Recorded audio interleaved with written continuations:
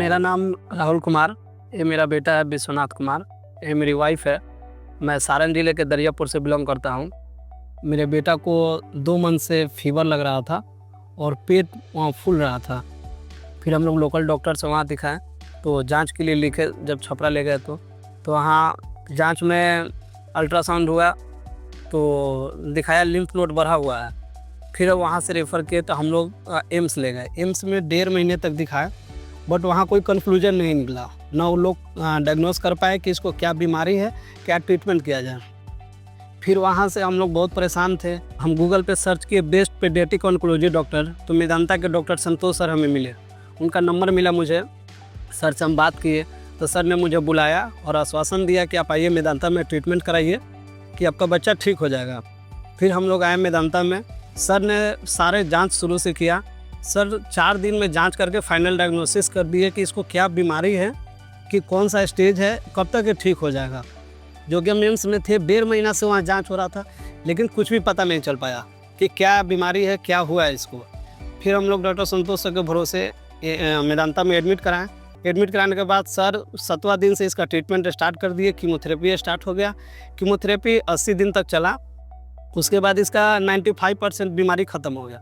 थोड़ा सा बचा हुआ था, सर उसके लिए बोन मैरो ट्रांसप्लांट के लिए प्लान किए।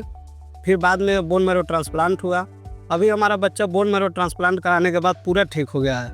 2 ईयर ओल्ड बॉय विश्वनाथ, मेरा बहुत क्यूट सा छोटा सा बच्चा जो मेरे पास फर्स्ट टाइम प्रेजेंट किया था। इसके पापा ने मेरे पास लेके जब आया था तो इसको मासिव एब्डोमिनल डिस्टेंशन था। इसका पेट इतना ज़्यादा फुला हुआ था कि ये सांस लेने में भी इसको तकलीफ़ हो रही थी। जब मेरे पास आया तो उसको हम लोग इवेलुएट किए। इनिशियली इवेलुएट करने के बाद में बायोप्सी किया गया। बायोप्सी में पता चला कि ये मेटास्टैटिक न्यूरोब्लास्टोमा नाम की बीमारी से ग्रसित है।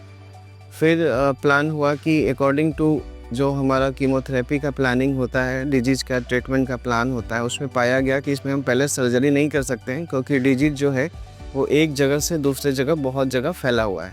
तो इनिशियली हम लोगों ने उसमें कीमोथेरेपी का प्लान किया और एवरी 10 डेज़ लगभग 80 दिन तक कीमोथेरेपी दिया।